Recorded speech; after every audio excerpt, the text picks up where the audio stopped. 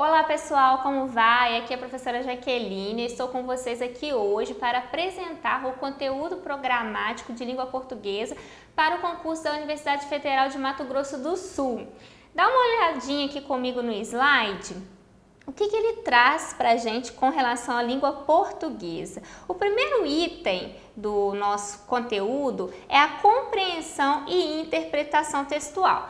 Isso é questão certa na prova, assim como em todas as outras provas assim, de concurso, né, a gente sempre tem pelo menos um texto com compreensão e interpretação. Então é uma parte em que a gente deve ter bastante atenção, porque assim, são pontos ganhos se a gente souber resolver de maneira tranquila, fazer uma boa leitura do texto, né? Uma leitura atenta, sem ficar com preguiça de ler mesmo, ler com atenção, né? Porque ali a gente tem as respostas no próprio texto muitas vezes, tá? E aí a gente tem uma diferença entre compreensão e interpretação de textos. Não é a mesma coisa. Nós tratamos como sinônimos, mas não são palavras sinônimas. E daqui a pouco, né, após mostrar para vocês todos os itens que estão aqui no conteúdo programático, eu vou falar para vocês um pouquinho da diferença entre os dois, tá? Então, dando continuidade aí, o segundo item é gêneros e tipologias textuais. Então, a gente tem que saber qual é a diferença entre gênero, qual é a diferença entre gênero e tipologia, o que é gênero, o que é tipo de texto. Eu vou apresentar para vocês aqui de uma maneira assim bem objetiva, tá? Daqui a pouco. Terceiro item, as funções da linguagem. E aí eu tenho o quarto item, que é coesão textual, que é extremamente importante na compreensão do texto, na interpretação e nos exercícios de gramática, tá? De sintaxe. Vou apresentar para vocês daqui a pouco também. Aí, gente, a gente tem aqui um probleminha que eu gostaria de chamar a atenção de vocês.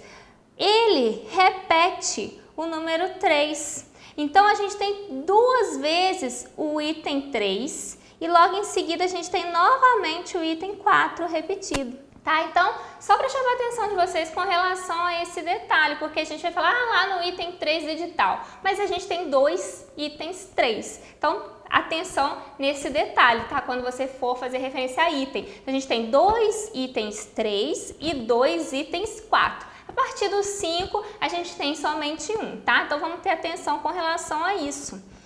O primeiro item, o segundo item 3 aí é a ortografia. O que é a ortografia? É a escrita correta das palavras. E aí ele pode cobrar algumas regras de ortografia, tá? Ele coloca aqui, ó, emprego das letras, do hífen e de iniciais maiúsculas ou minúsculos, né? Quando usar uma, quando usar outra. Também no item 3 nós temos o que a gente chama de acentuação, e para saber as regras de acentuação a gente precisa lembrar o que é sílaba tônica, lembrar aí da separação silábica, tá? Depois a gente vai fazer um exercício com relação a isso. Depois, no segundo item 4, nós temos o emprego de parônimos, homônimos e formas variantes. O que é isso? Nunca ouvi falar. A gente vai fazer um exercício, daqui a pouco eu falo melhor, explico melhor para vocês, tá? O quinto item é o emprego das classes de palavras, né? Porque dentro da língua portuguesa, né, cada palavra ela tem um tipo de classificação, que a gente chama de classe de palavras. A palavra é um substantivo, é um adjetivo, né? É um advérbio, por exemplo. Nós vamos conversar um pouquinho depois sobre isso.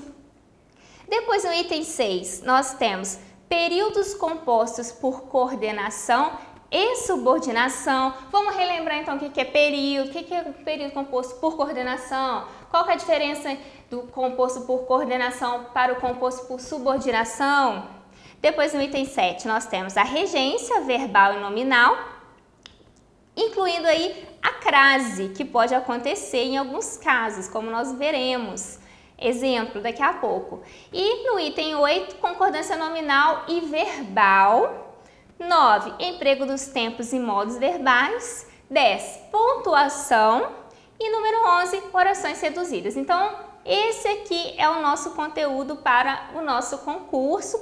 Parece que é muito pouco que é pequeno, mas não é, porque aqui a gente tem vários desdobramentos, tá? E hoje, assim, eu quis, né, mostrar para você o que o edital cobra, o que ele pede, porque muitas vezes o aluno, o candidato, ele se prepara para um concurso sem nunca ter olhado o edital. A gente precisa olhar, a gente precisa conhecer, bom, isso aqui eu não sei o que é, então eu tenho que estudar, aí esse item aqui eu já estudei, então quanto a isso eu tô tranquilo, então a gente tem que dar uma olhada aqui sempre, né, no decorrer do nosso estudo, fazer um planejamento, né, dos itens que você precisa, assim, focar, que você precisa priorizar, que de repente você possa ter mais dificuldade, né? Para poder saber exatamente o que você está estudando, exatamente o que você precisa estudar, ok?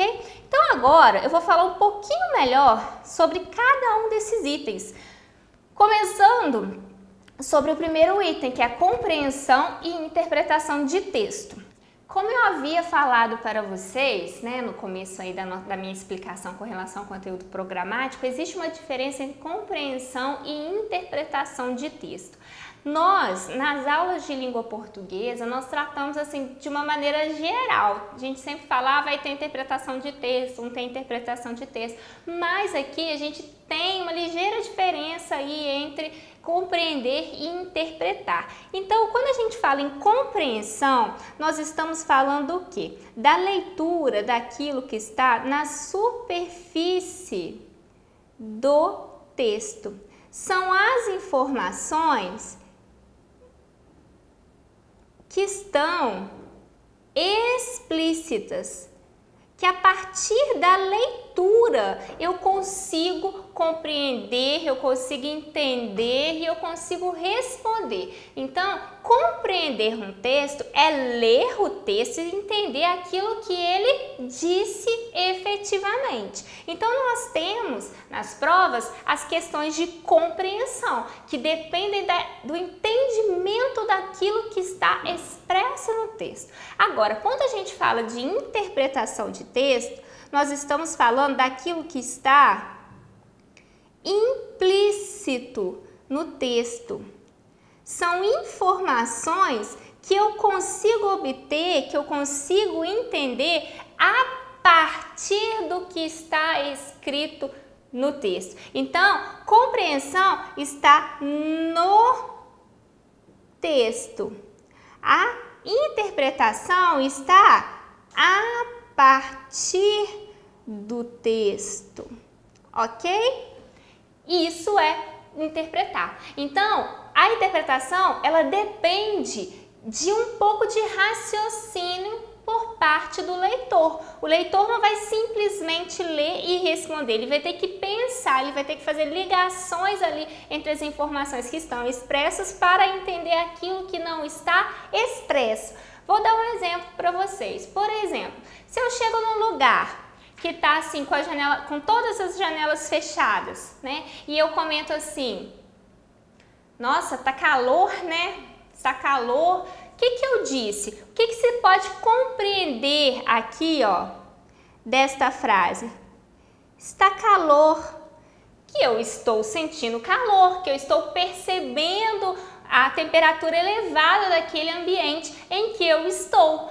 E o que eu posso subentender? Qual é a informação que está implícita quando uma pessoa no ambiente fechado comenta que está calor? Eu posso subentender, eu vou inferir que ela gostaria que as janelas fossem abertas, por exemplo. Vamos supor que ela não está na casa dela, que ela não vai ter a liberdade de ir lá e abrir a janela, né? Ela vai dizer, nossa, tá calor, para que a pessoa compreenda a partir do que ela disse, a partir do texto dela, para que a pessoa compreenda, entenda, interprete, infira aquilo que ela quer, que abra a janela. Entenderam? Então é exatamente isso, tá? E compreensão, eu estou sentindo calor. E a interpretação, ó, abre a janela, tá muito quente aqui, tá certo? Então é basicamente isso, tá? E o texto, gente, as questões, elas trazem pistas, né? Os enunciados, eles vão te dar um direcionamento, assim, com relação ao tipo de resposta, né? Porque aí a banca coloca lá, de acordo com o texto, segundo o autor, no texto, no parágrafo tal, na linha tal. Então você sabe que é compreensão. Agora, quando é interpretação, aí ele vai dizer, pode-se entender, pode-se subentender, infere-se que, entendeu? O que o autor quis dizer, isso já depende de um raciocínio a mais da nossa parte, ok? Então é isso. Agora, vamos partir aqui para o item 2, que são os gêneros e tipologias textuais. Gêneros e tipos textuais. Então, o gênero textual, ele está relacionado à função que o texto tem. Para que o texto foi escrito, tá certo? Agora, a tipologia textual tem a ver com a forma na qual o texto foi escrito. De qual forma o texto foi escrito? E aí a gente vai ver no nosso curso, né, que a gente tem lá vários tipos textuais, tá? Aqui eu vou falar de uma maneira geral, tá, gente? Tudo, né? Só pra gente poder ir pegando aí a ideia mais ou menos. Então, quando eu falo de função, é a função do texto, tanto o texto falado quanto o texto escrito, tá, gente? O texto na sociedade. Qual é a função? Para que esse texto serve? E para atingir essa função, para atingir esse objetivo, ele vai assumir determinada forma de escrita. Ele vai ser escrito de determinada maneira, vai ter parágrafo, ou vai ter tópico, vai ter qual tipo de verbo. É a escrita efetiva do texto, ok? Então, por exemplo, vou dar um exemplo aqui de um manual de instruções. Vamos supor que você compra lá um móvel, um brinquedo, vamos supor. E aí vem o manual para fazer o quê? Para que serve o manual? Ele vai ensinar, orientar na montagem. Ele vai ensinar a fazer alguma coisa, né? Então vamos supor que seja de um brinquedo, vai ensinar a montar o brinquedo. Então, o manual é um gênero textual que tem qual função, qual objetivo na sociedade? Ensinar a montar. O manual de instruções de um brinquedo vai ensinar a montar um brinquedo. Então, isso é um gênero. E esse gênero, para atingir determinada função, ele vai precisar ser feito de determinada maneira. Como é a escrita de um manual? A escrita de um manual é feita em parágrafos, é um texto longo, é uma linguagem rebuscada, uma linguagem sofisticada demais? Não, é um texto curto, feito em quê? Em tópicos, não é? Normalmente, coloca lá passo 1, passo 2, passo 3. Então, é um texto que é feito em tópico, a escrita é objetiva, clara, né, para que todos possam entender de maneira simples. A gente tem lá a presença de verbos. Quais tipos de verbo? Normalmente, a gente tem lá o verbo no imperativo, que é aquele que ensina, que dá ordem, que aconselha. Faça, pegue, desmonte. Ou verbos também na forma de infinitivo. Montar, pegar, levar. Entenderam? Então, basicamente isso. Então, isso que quer dizer gênero e tipo textual, tipologia textual. O gênero é a função para a qual aquele texto foi escrito, qual o objetivo que ele tem ali na sociedade, e para atingir esse objetivo, ele vai se organizar de determinada maneira, que nós chamaremos então de tipo ou tipologia textual. E no nosso curso nós vamos ver, né, cada um dos tipos, né, com exemplos aí de gêneros em geral para vocês, ok? Então aqui só de uma maneira geral para você poder ir entrando aí no clima, relembrando aquilo que você já estudou, né? Então agora vamos passar para o próximo item, que são as funções da linguagem.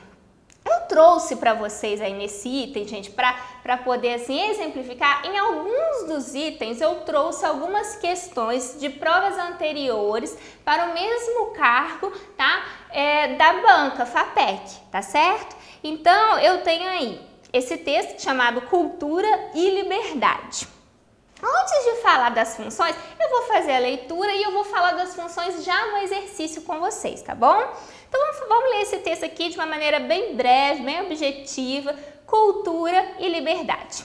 Eu não estou ensinando aqui como você deve ler na prova, tá, gente? Isso a gente vê lá na aula teórica de leitura de compreensão e interpretação textual. Eu mostro os passos, como que você deve se comportar diante do texto, né? Eu sugiro comportamentos, né?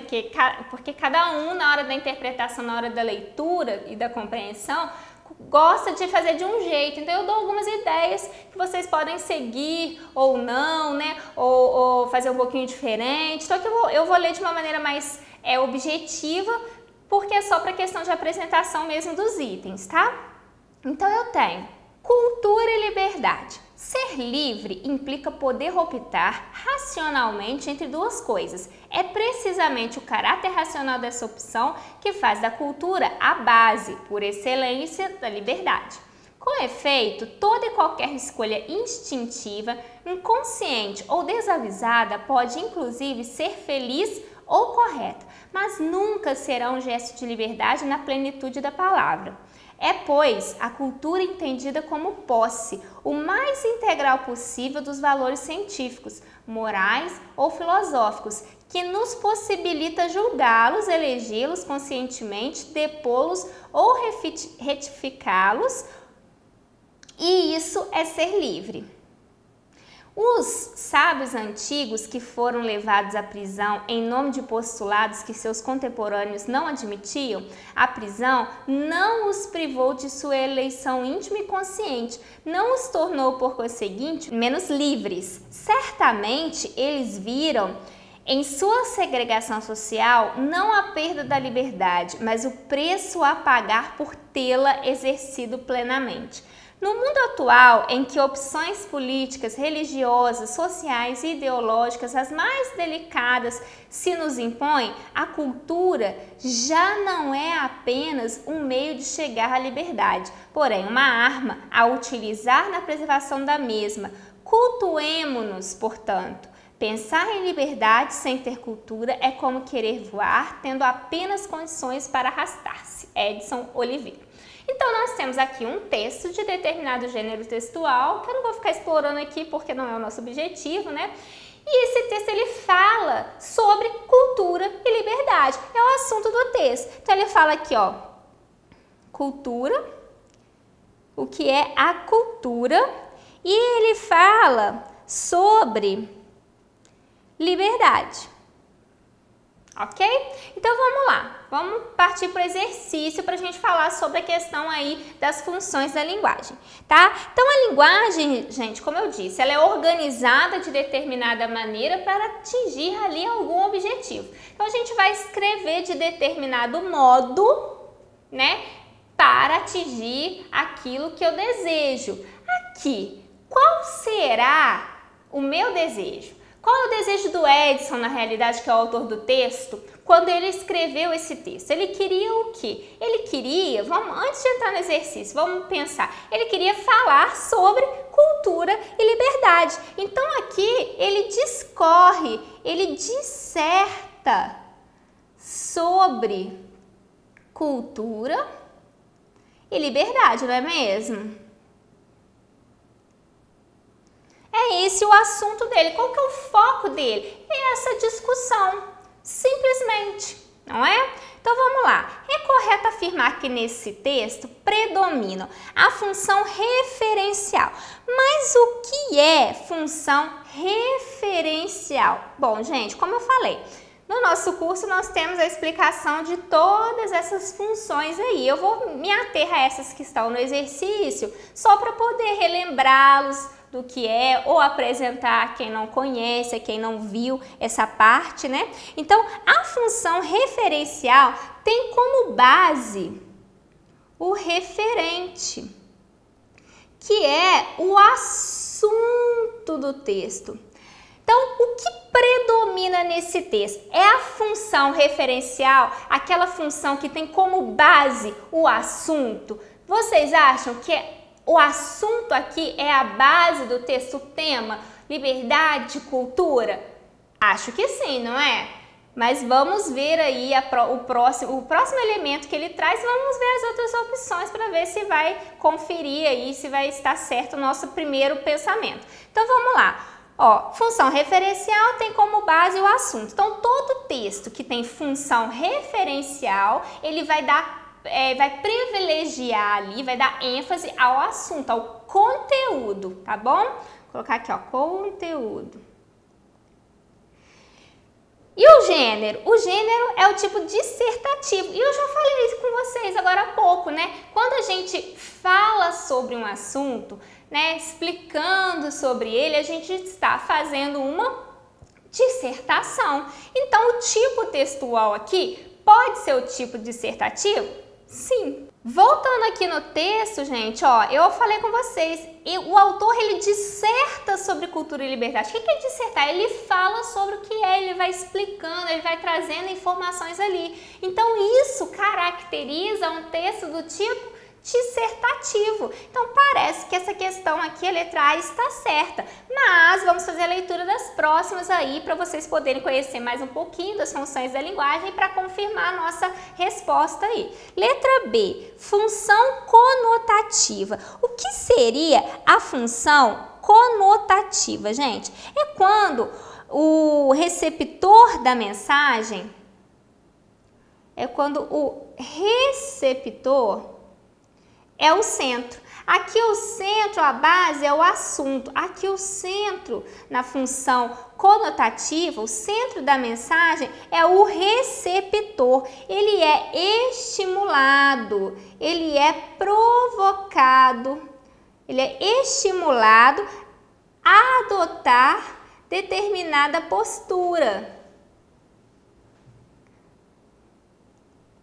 Ele é estimulado a pensar de determinada maneira. Então, quando um autor escreve um texto com a função conotativa, ele vai focar no receptor, fazendo com que ele passe a concordar com aquilo que está sendo escrito, tá certo? Então, ele deseja, a função conotativa tem o desejo de provocar uma mudança de atitude ali no receptor do texto, ok? Isso acontece no texto que nós acabamos de ler? De maneira nenhuma, né? Não tem referência nenhuma ao receptor. Ele só está apresentando as informações para o receptor. Então, não pode ser a letra B. Letra C. Função expressiva e gênero do tipo descritivo. Vamos lá. Função expressiva. O que é a função expressiva? Ela também pode ser chamada de emotiva. É quando o foco está no eu, na pessoa que escreve o texto, e ela vai falar ali dos próprios sentimentos. Por isso que a gente chama de expressiva. Também pode ser chamada de função emotiva, tá certo? Tem aqui uma função expressiva de maneira nenhuma, não tem nada de sentimento aqui, então não pode ser a letra C, né?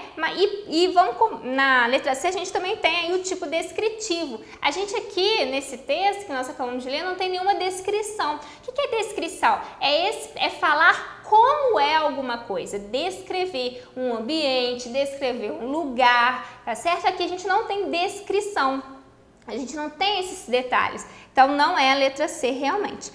E por fim, letra D, função fática e gênero de conteúdo lírico. O que seria a função fática, gente? A função fática, ela tem como objetivo estabelecer contato. Aqui o centro, né, a gente fala que é o canal, a forma como você estabelece contato com o receptor da mensagem, tá? Você vai criar condições de contato com o receptor da mensagem. Por exemplo, quando você vai começar uma conversa, quando você quer começar uma conversa com alguém, você fala bom dia, fala pessoal, e aí, como vai, oi, ou então a despedida também tem função fática, né? De estabelecer algum contato. Tchau, gente, tô indo embora, tá? Isso é função fática. E conteúdo lírico é aquele conteúdo ligado à emoção, ao sentimento, que a gente encontra, por exemplo, nos poemas, né? E aqui não tem nada disso, como nós lemos. Então, realmente, a resposta aí dessa questão da FAPEC é a letra A, tá?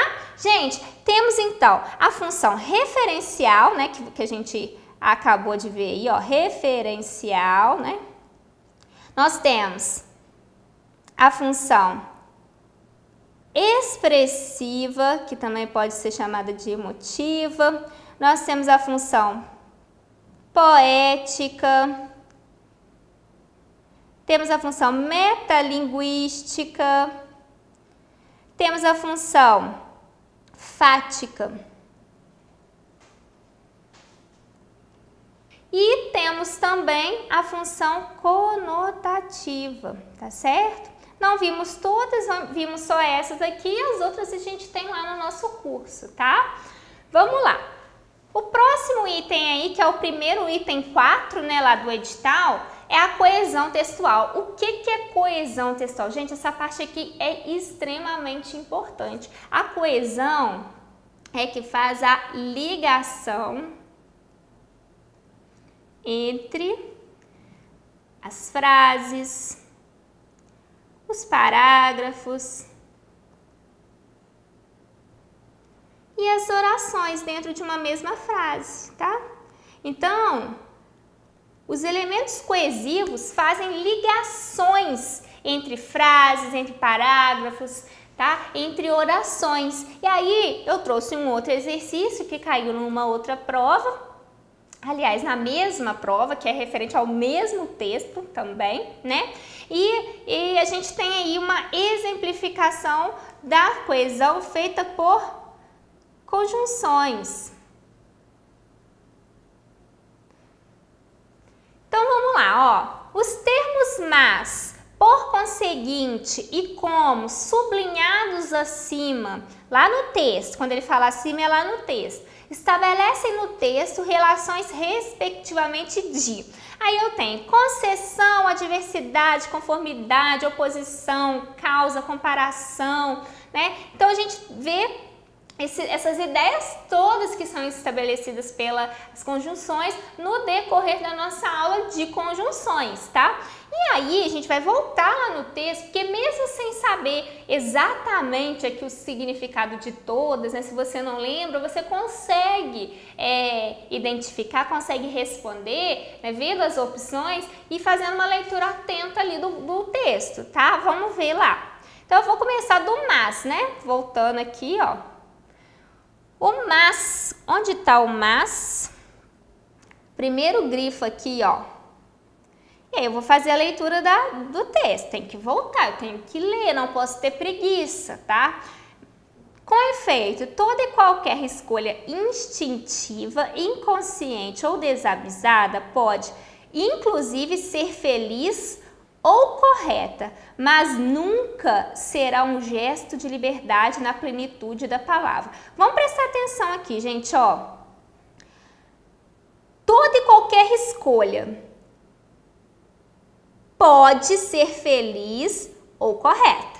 Essa é a informação que ele trouxe na primeira oração. Depois da próxima ele fala, nunca será um gesto de liberdade. Gente, se a gente está escolhendo, a gente entende que a gente tem o quê? Liberdade, não é? Mas ele diz o contrário, mas nunca será um gesto de liberdade. Você pode fazer a escolha, essa escolha pode ser feliz e correta, mas ela não significa liberdade. Qual é a relação que a gente tem estabelecida pelo mas entre as duas frases? De oposição. Por quê? Eu escolho, mas eu não sou livre. Ué, se eu escolho, eu deveria ser livre. Mas ele diz o contrário. Então, o mas estabelece uma relação de oposição entre as orações aqui, que nós também podemos chamar de adversidade, tá? Então, o mas, ele é uma conjunção adversativa, né? O mas, ela, né, essa palavra é uma conjunção adversativa, tá?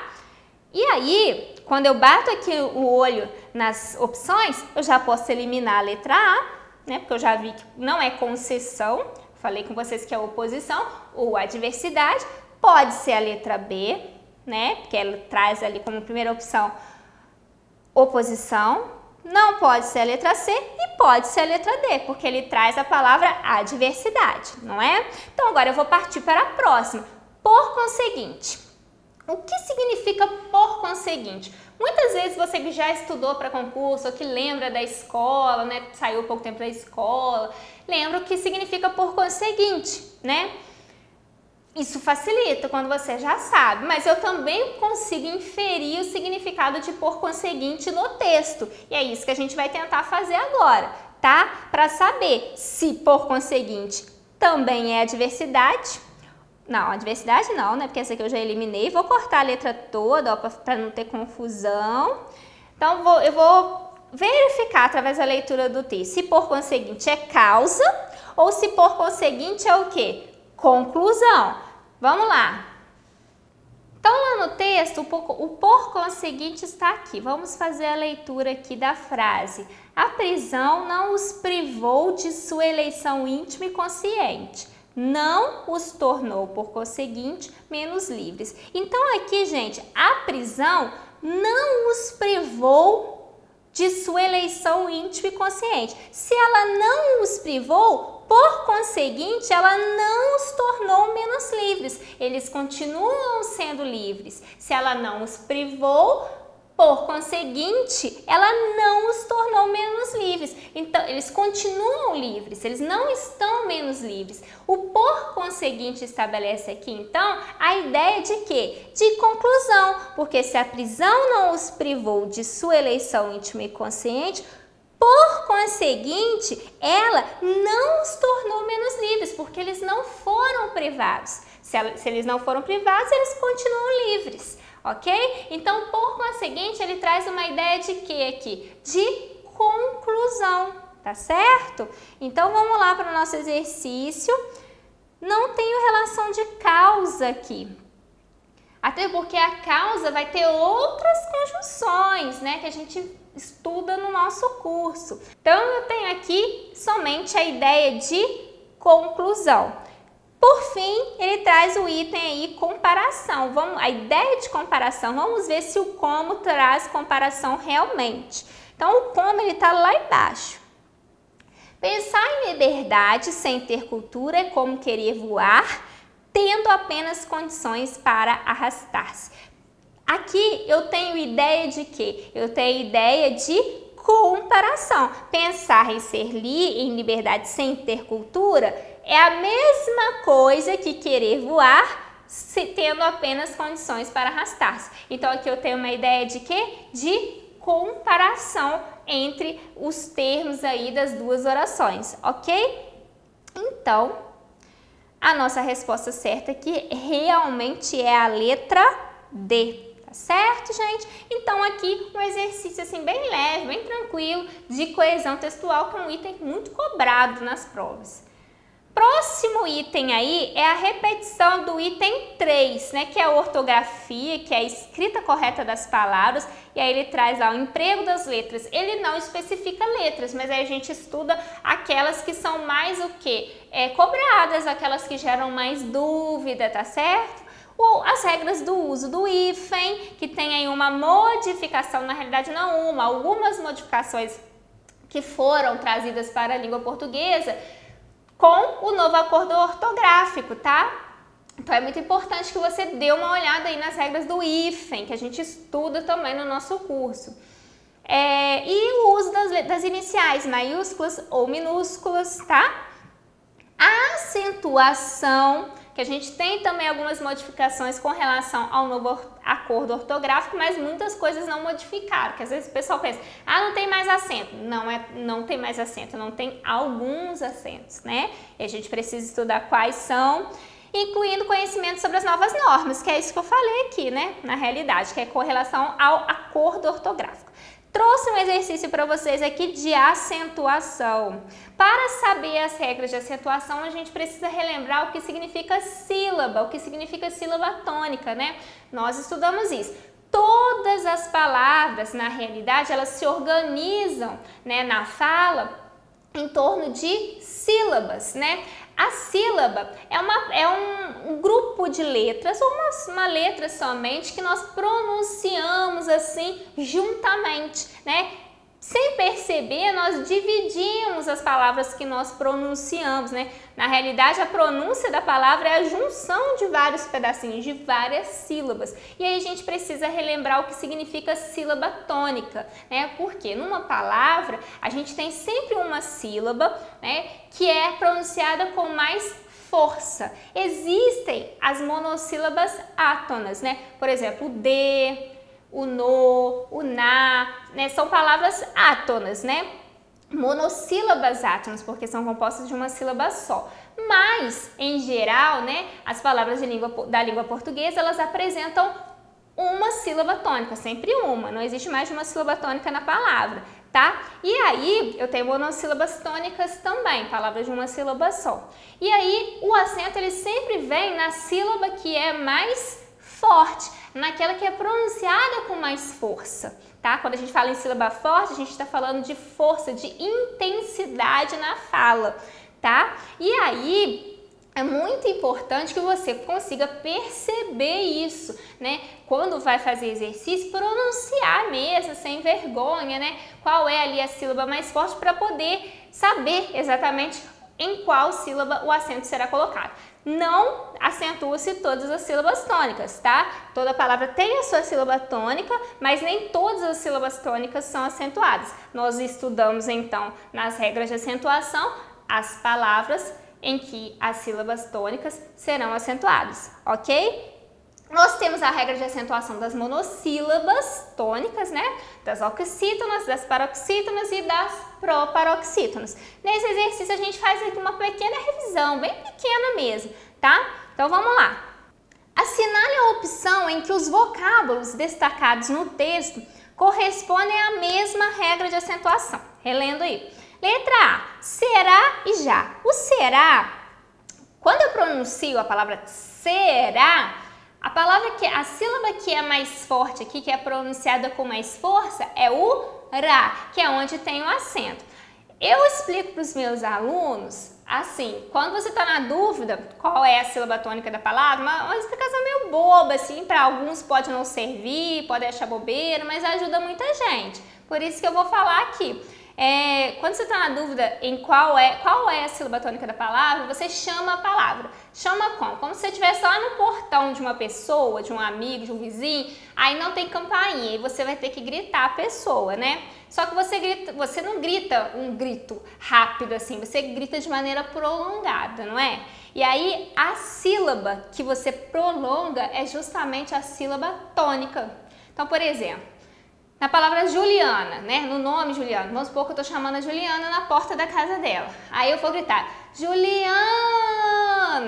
Esse an que eu repeti é a sílaba tônica da palavra, ok? Então sempre aquela sílaba que eu prolongar num chamado desse tipo é a sílaba tônica. Então vamos supor que eu vou chamar caneta, né? Então eu não sei qual que é a sílaba tônica da palavra caneta, não tem acento, mas tem sílaba tônica. Como que eu chamo a caneta? Vou chamar como? Caneta. Então, o ne, que é a sílaba que eu prolongo, é a sílaba tônica da palavra, tá? Então, vamos supor que tem um exercício lá que você tem que marcar a palavra que não recebeu acento, que deve ser acentuada. Você pode fazer dessa maneira, tá? E aí a gente tem o acento agudo, é aquele em que a palavra, a sílaba, a vogal, ela é dita com a boca mais aberta, né? E o acento circunflexo, o agudo, é aquele tracinho assim, né?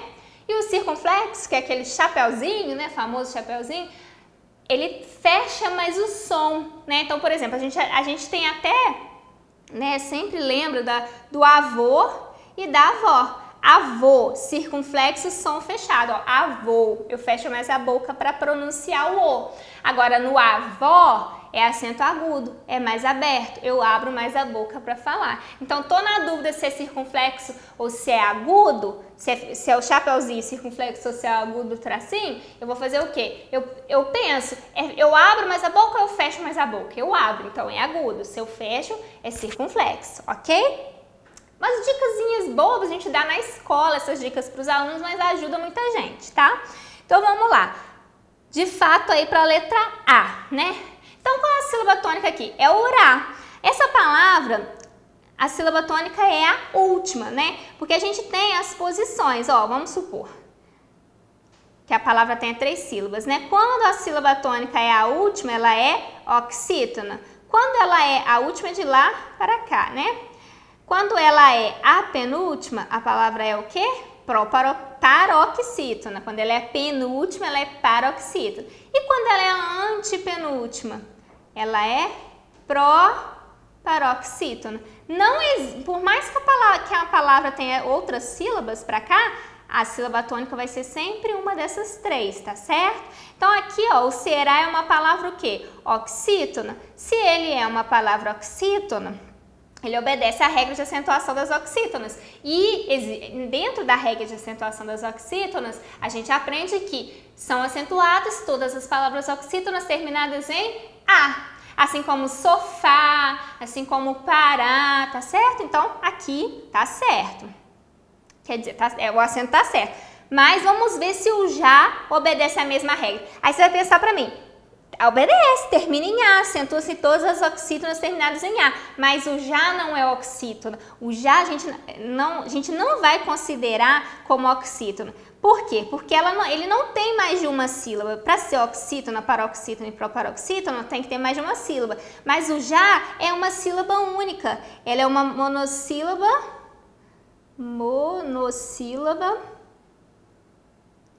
tônica. É uma monossílaba, palavra de uma sílaba só, forte, né? E aí, na regra das monossílabas, né, eu acentuo a monossílaba tônica terminada em A, tá certo? É a mesma regra? Não. Então, eu não posso marcar a letra A, porque as regras são diferentes. Letra B, excelência e sábios. Olha só, excelência. Aqui eu tenho o cia, né? Que é uma sílaba que apresenta um ditongo, que é o iá. E aqui eu tenho o lem, que está na posição de paroxítona. Então, essa palavra aqui, excelência, ela é acentuada porque ela é uma paroxítona terminada em ditongo. Tá certo? E os sábios? Os sábios, eu tenho a sílaba tônica na posição de paroxítona, não é? É a antepenúltima, a penúltima sílaba tônica, na verdade.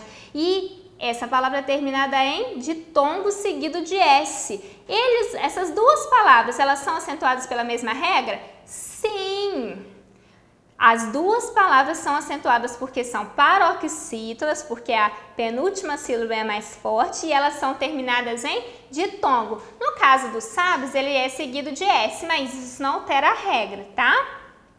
Vamos ver as próximas. Letra C, científicos e contemporâneos. Científicos não é a última, não é a penúltima, é a antepenúltima sílaba tônica. Então, essa palavra é o quê? Proparoxítona. E qual que é a regra de acentuação das palavras proparoxítonas? Nós acentuamos todas as palavras proparoxítonas, tá certo? Por isso que científico tem acento. Estômago, lâmpada, tá certo?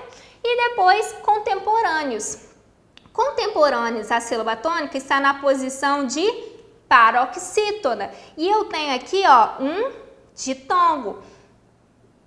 Então, contemporâneos é acentuada, essa palavra ela é acentuada porque ela é uma paroxítona terminada em ditongo, ok? É a mesma regra? Não, são regras diferentes, então não pode ser a letra C. E letra D, elegê-los e políticas. Elegê-los, o acento está na posição de oxítona. E existe uma regra nas oxítonas que diz que nós acentuamos as oxítonas terminadas em E, tá? As sílabas tônicas, né? Quando existe uma regra que diz que nós devemos acentuar as oxítonas terminadas em E, tá? Aqui no caso, como é fechado o som, ficou acento circunflexo. E a palavra políticas, por que ela tem acento? Por causa do li, políticas. Ela é uma palavra que é proparoxítona, tá vendo? O li está na posição de proparoxítona. A regra é a mesma? Não. Então, a resposta certa aqui desta questão é a letra B, ok? Entendido, gente? A regra, na realidade, as regras, né, são várias. Eu estou colocando aqui de uma maneira bem simples, bem simplificada, assim, só para vocês relembrarem e verem, assim, o quanto, né, a gente precisa estudar aí, tem muita coisa, tá? Vamos lá agora para o item 4, emprego de parônimos, homônimos e formas variantes. O que seria parônimo e homônimo? Olha só, parônimo acontece, as palavras são parônimas quando a gente tem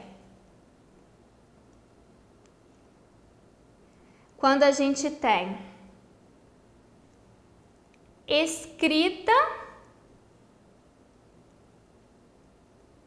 e pronúncia parecidas e significado diferente, ok? Agora, o que são palavras homônimas? São palavras que têm escrita e ou a pronúncia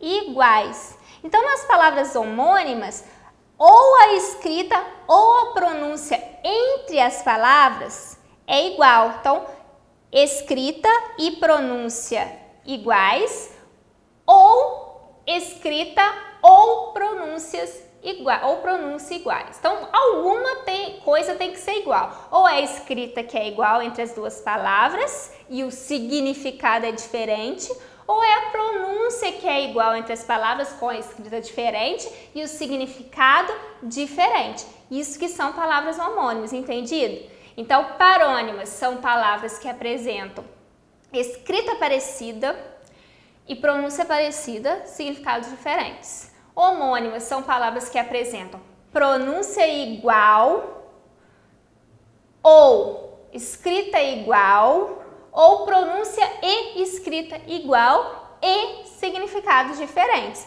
Não entendi? Vamos ver pelo exercício que eu acho que fica mais claro, tá? Só colocar aqui, ó. E o significado diferente. Vamos ver, ó. Analise a sequência de orações e em seguida marque a alternativa que completa corretamente as lacunas, né? Não é a lacuna, não, as lacunas. Primeiro, Ana usava cabelo. Aí eu vou olhar as opções e eu vou ver que ou é comprido ou é cumprido. E o 2, né? A frase 2. O presidiário fugiu da cela. Então, olha só. Na primeira opção, né, eu vou colocar comprido ou cumprido. Eu estou falando de tamanho. Se eu estou falando de tamanho, eu estou falando de comprimento. Estou falando de comprimento. Então, o comprimento do cabelo, que é maior, torna o cabelo o quê? Comprido e não comprido, tá certo? Então, o Ana usava o cabelo comprido, porque de tamanho a gente fala comprimento. E esse aqui, ó, o comprimento tem a ver com a realização, por exemplo, o cumprimento da regra. Por exemplo, né? Eu tinha cumprido o combinado.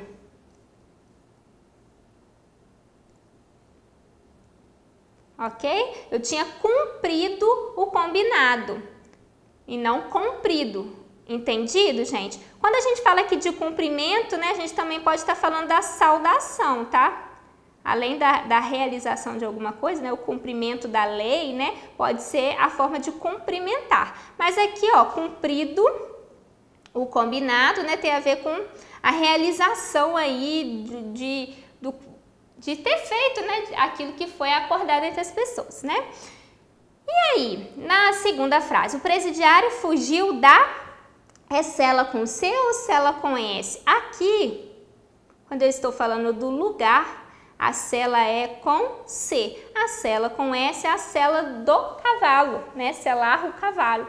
A gente tem a mesma pronúncia, escrita diferente, significado diferente aqui. Então, comprido comprido e comprido são palavras parônimas, porque têm escrita e pronúncia parecidas, significados diferentes. Agora, cela e cela são palavras o quê? Homônimas, porque tem pronúncia igual, escrita diferente, significados diferentes, ok? Mas a gente vê no curso, tá bom? Agora, gente, nós vamos para o item 5, que é o emprego das classes de palavras. Então, na língua portuguesa, todas as palavras, né, elas pertencem a alguma classe, a alguma classificação. A gente tem os substantivos, né, que são aquelas palavras que dão nome para as coisas, para os seres, para os lugares, né? Nós temos os adjetivos, que são aquelas palavras que caracterizam os substantivos, ou seja, caracterizam os seres, as coisas, os lugares. Nós temos os numerais, tá? Então, nas classes de palavras a gente tem aí uma listinha, né, de tipos de palavras a estudar e dentro de cada classe a gente tem algumas particularidades, tá bom? Então aqui eu trouxe um exercício bem simples de classe de palavras que também foi retirado de uma prova anterior aí da banca para o mesmo cargo. Então vamos lá, gente, eu não apaguei o número, é o exercício 14 de uma determinada prova, né?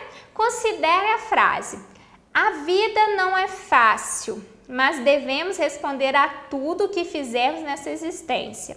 Sobre a letra A destacada nas sentenças, podemos afirmar que correspondem respectivamente a. Então esse a vida e esse responder a tudo são artigo, pronome, pronome, preposição, artigo, preposição, preposição, pronome. Vamos ver. Ó, voltando então lá no a vida. Vida é o nome da nossa experiência, né, na Terra, aquilo que a gente vivencia, né? Então, se é um nome, é um substantivo. O substantivo, ele é determinado por um adjetivo, o substantivo, ele é determinado por um artigo ou indeterminado. Aqui ele está determinado pelo a. Este a, essa palavra que determina a vida, né, dizendo qual é o gênero dela, que no caso aqui é o feminino, é aquilo que nós chamamos de artigo. Então ele define a vida. Se ele define, se ele especifica, né, ele é um artigo definido feminino e está no singular, porque vida é o substantivo feminino singular, ok? Então a gente tem aqui. Então é um artigo. Agora esse outro a, será que tem a mesma função? Vamos lá. Mas devemos responder a tudo. Responder a. O a aqui está ligado ao tudo? Está definindo o tudo? Não, o tudo não é um substantivo. Na realidade, o tudo é um pronome indefinido. Ele não tem um artigo especificando ele. Não tem um artigo especificando. Então, na realidade, o a está ligado ao responder. Ele pertence à regência do verbo responder. Porque quem responde, responde a. Então, esse a aqui, na realidade, é uma preposição. Tá certo? Então, a resposta certa aqui para a gente é a letra C. Primeiro artigo, segundo preposição. Ok? Nós estudamos todas essas classes também. Partindo agora, pessoal, para o item 6 do edital, que traz lá os períodos compostos por coordenação e subordinação. Então, gente, aqui na realidade, a gente tem que relembrar o que significa período, né? Então, a gente tem o período simples, que é aquele período composto por uma oração. O que é oração? É aquela frase que se organiza em torno de um verbo. Então, se a frase apresentar um verbo, vai ter uma oração, o período será simples. E a gente tem lá os termos do período, né? O sujeito, predicado, né? E nós temos também o período que é composto. O período composto é aquele que apresenta mais de uma oração. Não é uma oração, mais de uma oração. Se tem mais de uma oração, ele vai ter também mais de um verbo. Então, se tem 2 verbos, tem 2 orações. Se tem 3 verbos, tem 3 orações, ok? Então, esse período que apresenta mais verbos, ele é chamado de período composto. O período com um verbo apenas é o período simples, tá certo? Então, ele vai cobrar aqui no nosso edital, né, o período composto por coordenação e por subordinação. Nós temos na aula, né, no nosso curso, explicado aí de maneira bem detalhada, né, o que é o período composto por coordenação, por subordinação, as classificações que os períodos e as orações vão receber aí de acordo com o sentido, de acordo com as conjunções que são utilizadas, né? Mas aqui, só para a gente relembrar de uma maneira bem breve, o que seria um período composto por coordenação? No período composto por coordenação, as orações, elas vão estar relacionadas, mas elas não dependem uma da outra para ter sentido. Por exemplo, eu estava com sono e dormi cedo. Eu tenho nessa frase aqui 2 verbos. O estava, que indica estado, né? E o dormir, que indica a ação aqui. Então, se eu tenho 2 verbos, eu tenho 2 orações. A oração que está relacionada ali com o estava, né? Quais são os termos da oração que se relacionam com o estava? Quem estava? Eu. Estava com o quê? Com sono. Então, se relacionam aqui o eu e o com sono com o estava. Então, aqui eu tenho a oração 1, primeira oração. Depois, eu tenho a oração 2, tá certo? Então, essas orações aqui, elas estão interligadas por uma conjunção, que é o e. E nós vemos, né, no nosso curso que o e, como ele une as orações, ele é uma conjunção aditiva. Estas 2 orações aqui, gente, né, elas são o quê? Independentes uma da outra com relação ao sentido, né? Se eu digo eu estava com sono, você entende. Se eu digo dormi cedo, você entende. Então, por isso, né, a gente tem aqui um período que é composto por coordenação. As orações, elas são interligadas, mas elas não dependem uma da outra para ter sentido, ok? Agora, no período composto por subordinação, as orações, elas são ligadas. Gente, acabei de perceber que eu coloquei um pingo no i aqui, mas não é i, é um e, tá? Não tem esse acento aí. Período composto por coordenação. E no período composto por subordinação, eu tenho uma relação de dependência entre as orações. Vou dar um exemplo aqui para vocês. Ó, se eu escrevo assim, ó, sabia que você iria gostar do filme. Sabia que você iria gostar do filme. Aqui eu tenho 2 verbos. Na realidade, eu tenho um verbo, que é o sabia, e eu tenho iria gostar, que é uma locução verbal, tá? E eu vou contar como sendo um. Aí, eu tenho a primeira oração, que é o sabia, e o que você iria gostar, aqui, segunda oração, tá certo?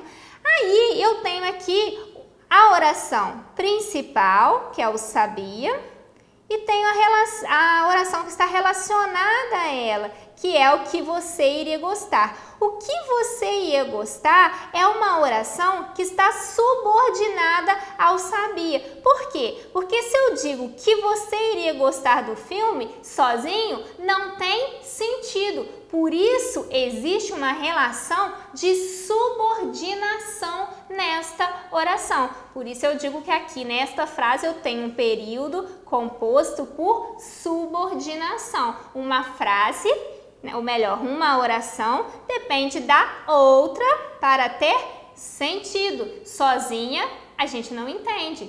Que você iria gostar do filme? Do nada, sim, né? Então, eu preciso do sabia para poder compreender corretamente, ok? De maneira mais detalhada, nós vemos no curso. Continuando lá na linha 7, regência verbal E nominal e crase. Então, gente, quando a gente fala de regência, a gente está falando aqui da relação entre dois termos. O termo regente, que pode ser um verbo ou um nome, que aí vai ser a regência nominal, e o termo regido, tá certo? Então, por exemplo, quando eu falo assim, ó, eu vou enviar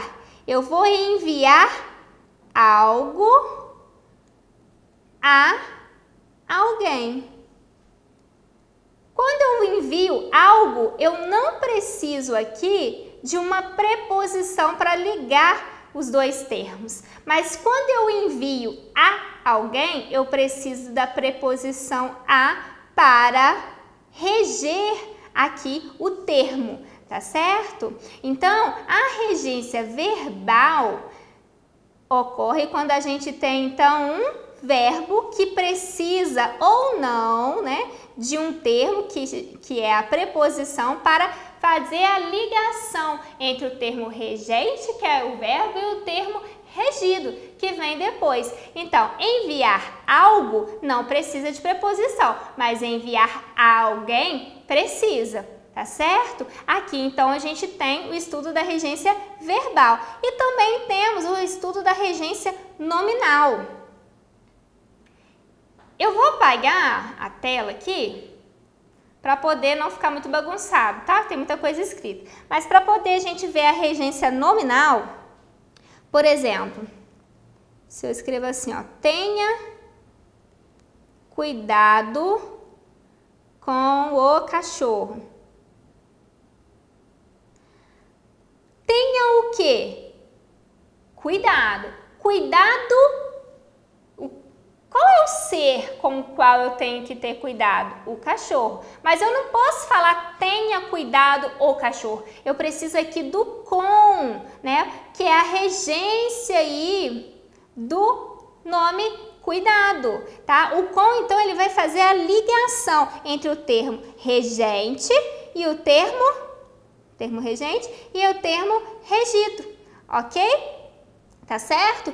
Então, aqui eu tenho um caso de regência o quê? Nominal, porque cuidado não é um verbo, é um nome, tá certo? E a crase, eu vou escrever aqui para cima, tá, gente? Só para relembrar, né? A crase acontece quando a gente tem um encontro de dois as. Por exemplo, vou a... Vamos supor que eu vou num lugar chamado sorveteria. Como sorveteria é um nome feminino, ele tem aqui com ele o artigo definido a, né? E quando eu tenho encontro de dois as, eu vou formar uma crase. A junção de duas vogais iguais forma a crase, que é sinalizada pelo acento grave, que é esse acento aí, que é o contrário, está na posição contrária do acento agudo. Tá certo, gente? Lembrando aí, relembraram, né, o que significa regência? A gente estuda isso com mais calma, né, no curso. Concordância nominal e verbal, né? Concordar um nome, concordar um verbo. Então, por exemplo, ó, aqui eu tenho um exercício, né, mas vou falar aqui de maneira geral, né? Por exemplo,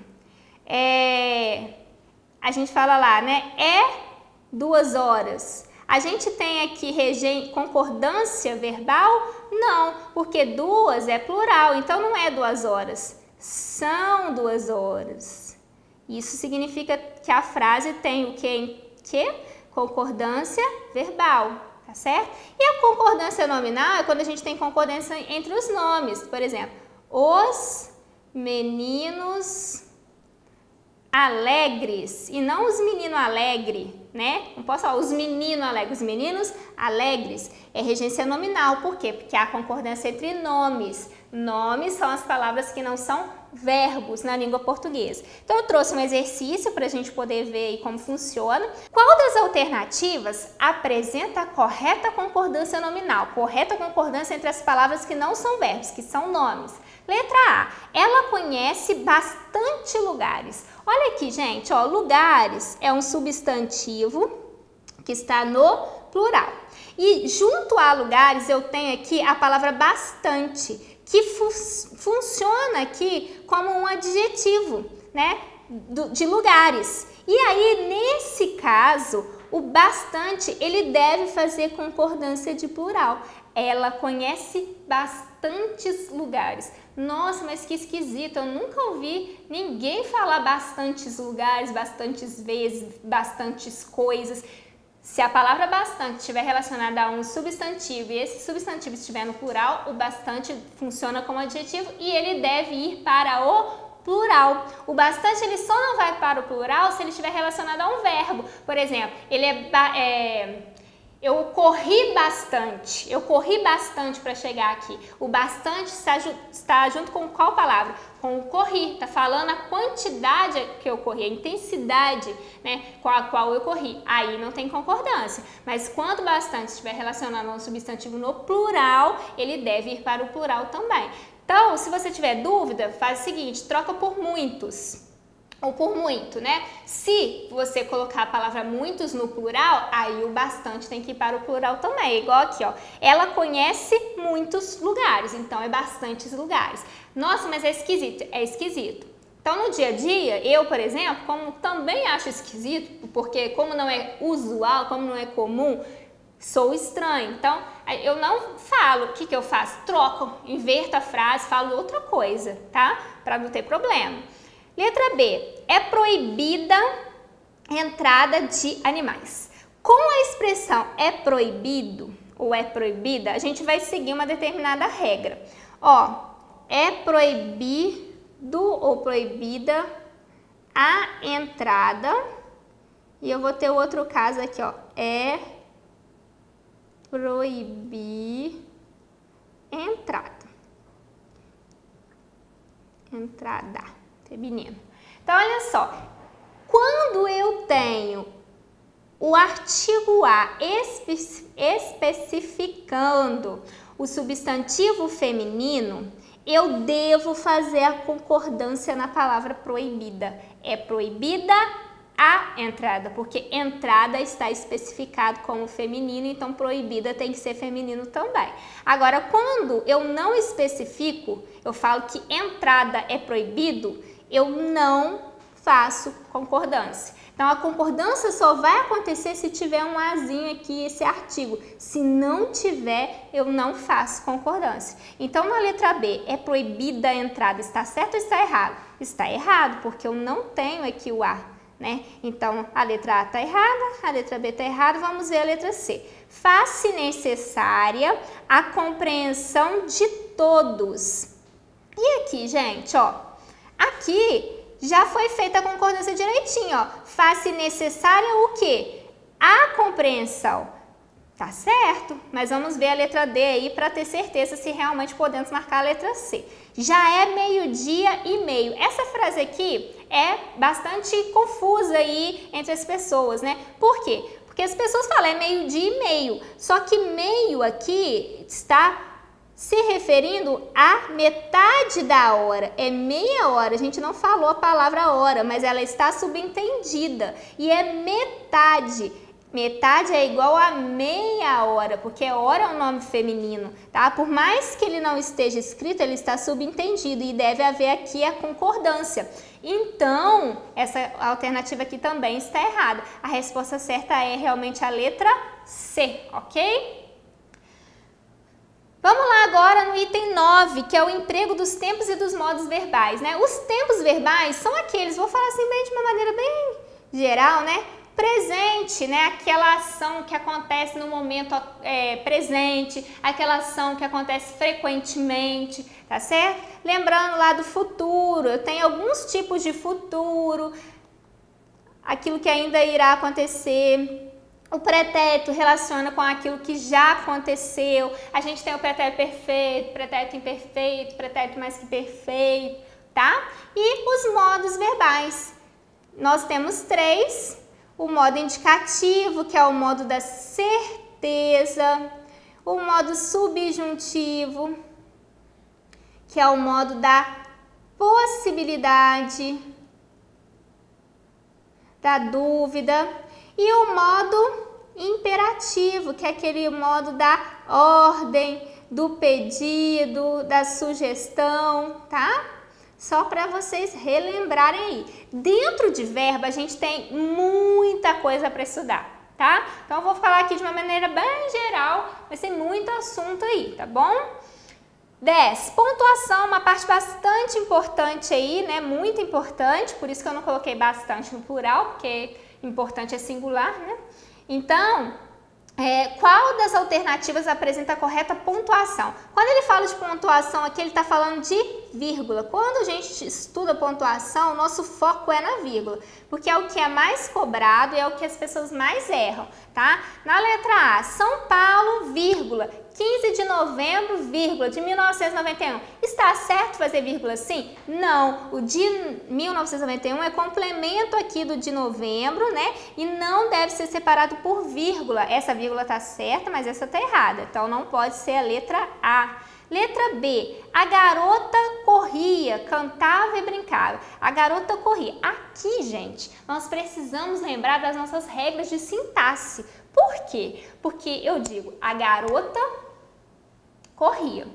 A garota é o sujeito da oração. O que é sujeito? Sujeito é sobre quem eu falo, é sobre quem eu estou afirmando alguma coisa naquele momento, né? Eu estou falando sobre a garota. O que eu falei sobre a garota? Corria. Corria é ação, então é verbo. Eu não posso separar sujeito de verbo, tá? Então, essa vírgula aqui está errada.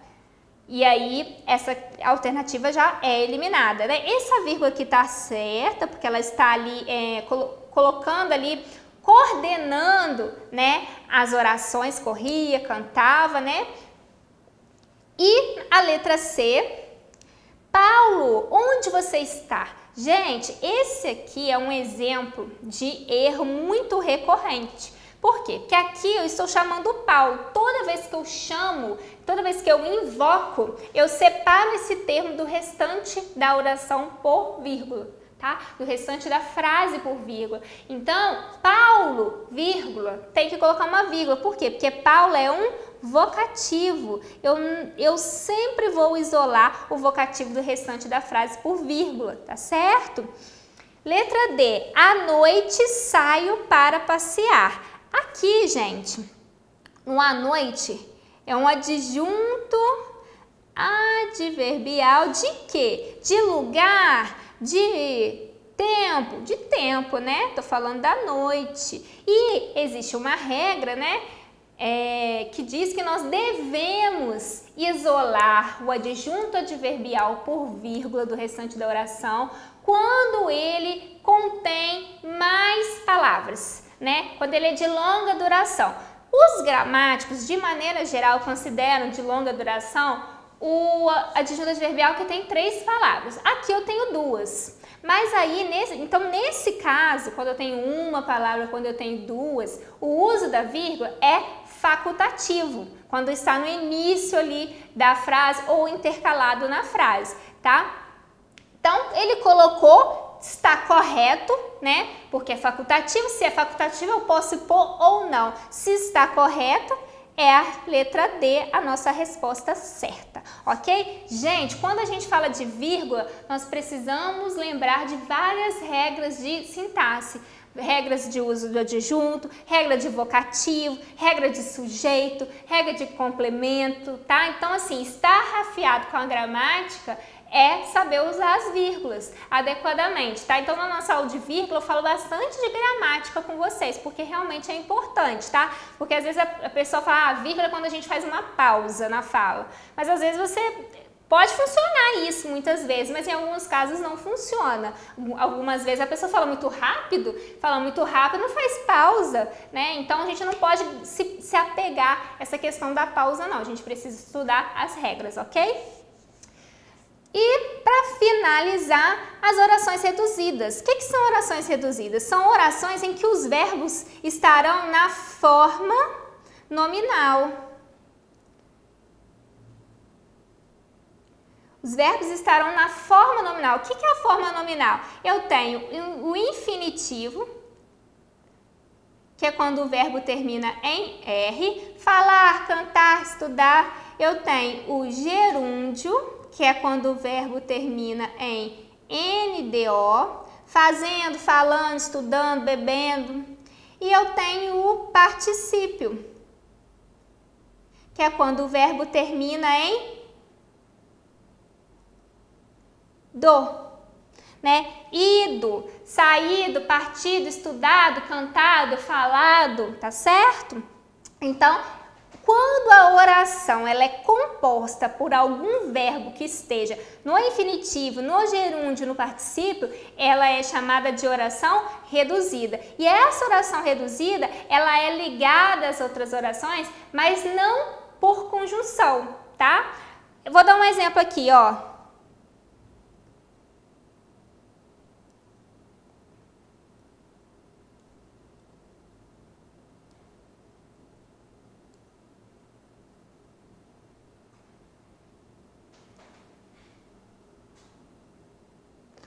Terminado o curso, vou procurar emprego.